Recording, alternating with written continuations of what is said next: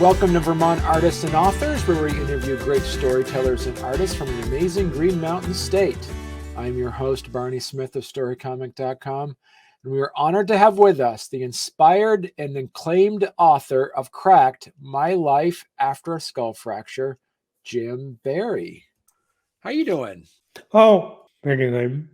Pretty good, pretty good. We're here to talk about the book that you just recently published called Cracked. This is about your journey that you experienced a brain injury back in 2012, correct? Correct.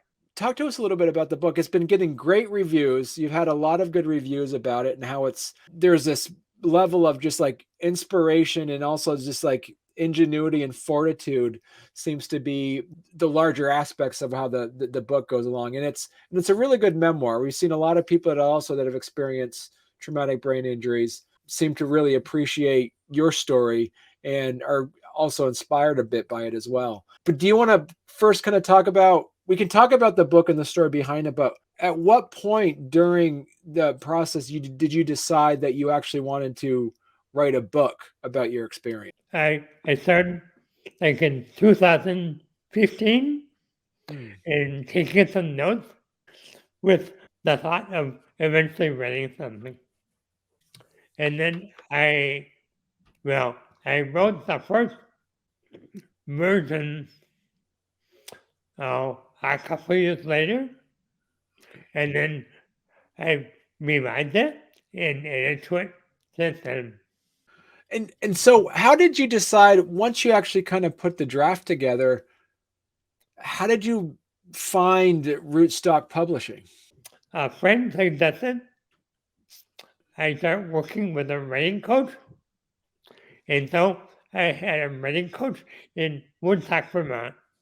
Okay. And she actually recommended Woodstock. She heard some good things about it. So I thought, I'll give them a shot. Right. And so how did that process work? So you actually reached out to them. Did they do like any like editing work for you? And did they help design the cover and all that stuff as well? Yeah. I worked with a writing coach for like about a year. And then and she had some really, really good suggestions. And then once I submitted to Rootstock, then they had a few more suggestions, and they found like the cover photo and stuff. And so talk to us a bit about now about the book. Now it's a memoir. It kind of talks about your experience of your traumatic brain injury, but so how is the book split up? It's my understanding that it's kind of split up into two parts. Like the first part is about your the actual injury and the rehab, and then the other part is about your life after. Yeah, the book kind of parallels my life. A lot was going on in like the first 18 months. And so that's the first part. And that's mostly chronological. And then the second part, since that time, things had just evolved much more slowly. And they were all kind of meshed together in time. I broke things up by topic in the second part once we get past the first 18 months. And so how did that process go for you? Like what were some of the after the initial injury and then the rehabilitation process, how long did it take? Because getting a traumatic brain injury, the quicker you go into rehabilitation, the more successful one would get, correct?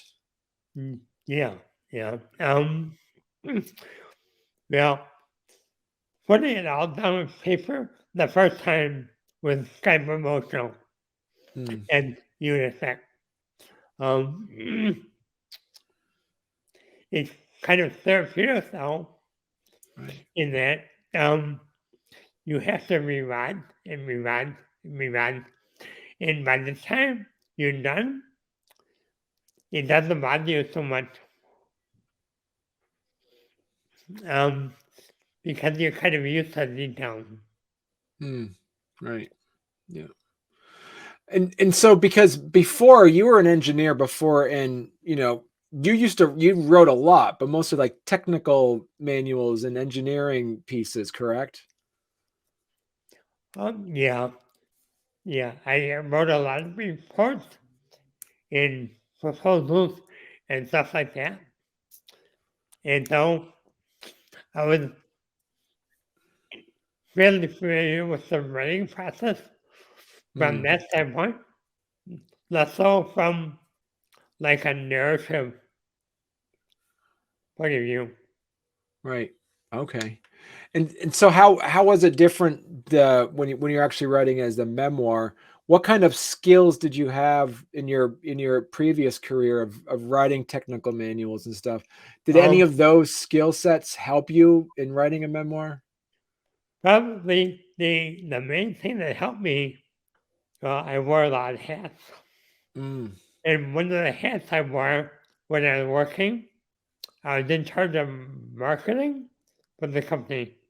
And so okay. I wrote a lot of marketing pieces. Right. And so that was probably the most similar to what I did here. And so because of that, as you mentioned, writing a memoir, how how hard was it to say, all right, I want to write something that I want to say, or do you say, I want to write something that people might want to read? Are those two things different, or are those two things the same for you? I think they're pretty similar for me. There were a few cases where my writing coach had some good suggestions Okay. how to make it more engaging. With that said, did you have to, when he's made you so, gave you some ideas, your writing coach gave you some ideas, did they tell you to either like make it more dramatic or make it a bit more readable, Now, or did you feel like you had to keep everything real in that I, sense? the biggest single suggestion was I started the first couple of chapters Right. with a quote which kind of helped set the stage for the chapter. And she said, why don't you do that everywhere? Mm, right. And so I did that, and that really helped.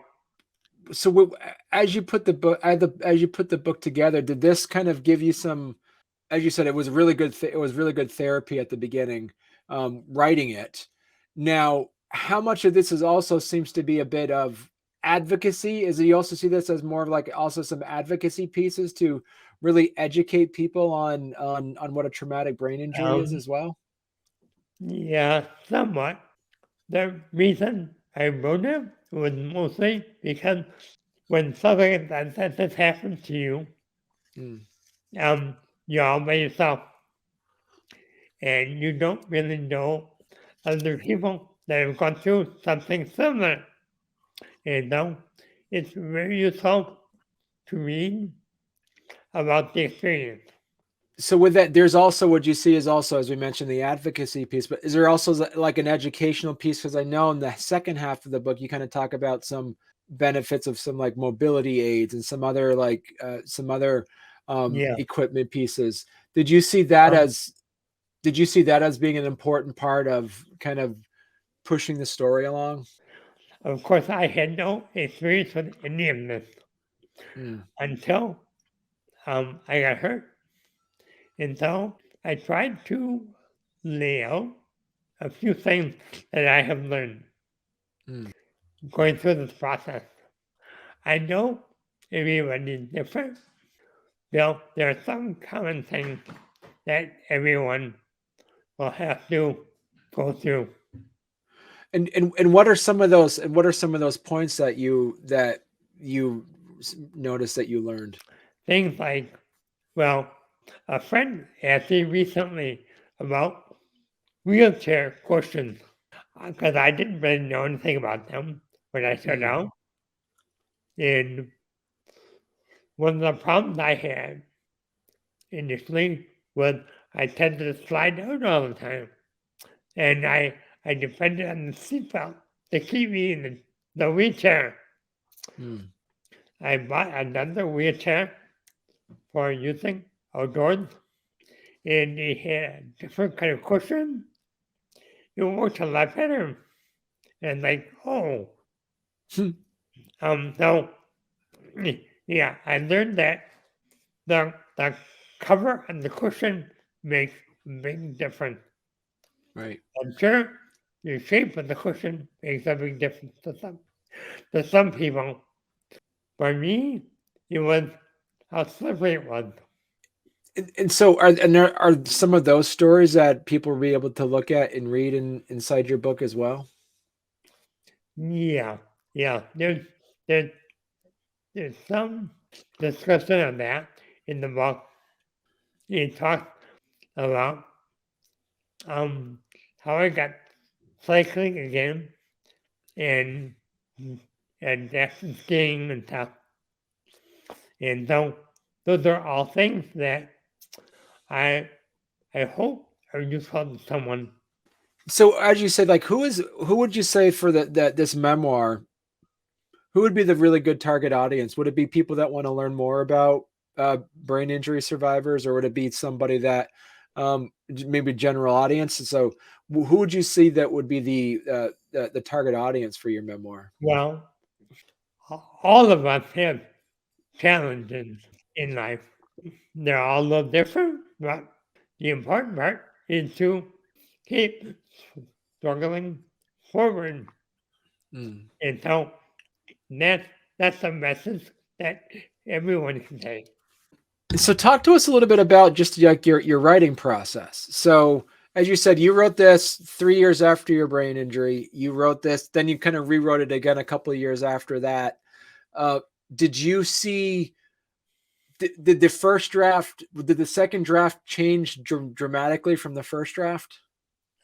Not really. There were a few changes, but mostly they're pretty minor.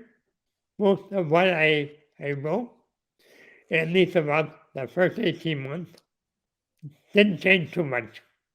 Some of the other stuff did evolve more over time.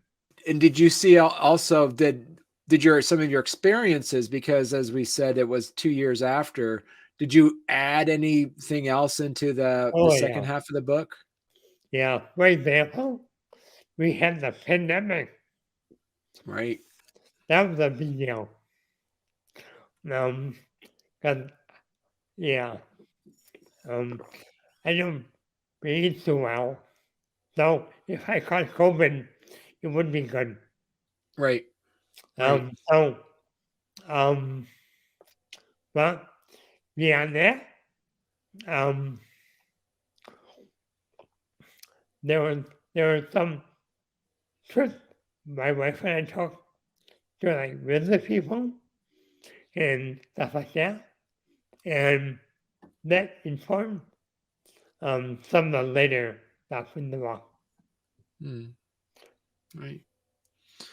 And so talk to us also about like your writing process, in the sense of when you actually sat down and decided to work on the second draft. Was it something along the lines where you would just work diligently all day, or did you work on like a few pages a day, or how does your writing process work? Yeah. Well, I'm a morning person. Okay. Now, typically, I work for a couple hours after breakfast. Well, I can't type anymore. I just use one finger now. Wow. And Okay. so it goes a little slow, but not too bad. Most of the time, you spend thinking, not typing. It might take me a month or two to get through a draft. And so once that draft goes, did you have people that were proofread it, like your wife or anybody proofread it before you sent it out to some editors as well? My wife read a draft. Mostly back in the old days, I used to proof a lot of things Right. myself. And now, not very good. Between the spell checker and the grammar checker and the software, and then, of course, my coach, and then Rootstock. There weren't too many, but there were some that wasn't to fix. Because of the success of your book so far and getting a lot of good reviews on it, have you looked at trying to make an updated version or maybe a second book to it as well? No, not in terms of like a memoir. I do a lot of fiction writing, Okay. but so far that's not for me Right. because I like that. Maybe someday it goes somewhere, maybe it doesn't. Right. Well, that's good. So that's interesting. So what kind of fiction what kind of fiction books do you like to read or write? Kind of mystery. It's kind of contemporary. Or at least what I think of as contemporary. The world as I knew it when I got hurt. Because things have changed since then. We'll see. Yeah, that's exciting. So this is good, Jim. So so for those that are interested in learning more about your book, where's the best place they could go? You know, if you go, well, you can go directly to Rootstock, and they have a nice webpage. It's also available everywhere else. Let's see. And at my website, JameBerry.net, there's link directly to Rootstock and to Amazon. Yep, and you can order it. And like I say, you can, and we've gotten a lot of great advanced praise on it. It just came out January 31st, 2023. Correct. Correct. Right. Yeah. You should be able to come back on when you get your mystery book written and come back on and talk about that too. Oh, yeah, I hope so. So yeah, so for those that are interested in the book, it's a really good book for those that really want to learn more about surviving a traumatic brain injury and learning about the rehabilitation, and also just really reading a good an inspirational story. Definitely check out Cracked: My Life After Skull Fracture by Jim Barry. And as he said, it's available through rootstockpublishing.com, but it's also, please check out his story as well and everything at jamesjbarry.net. And all that information will be in the show notes. So, well, thank you very much, Jim. It was such a great pleasure to sit down and talk to you. Well, thank you.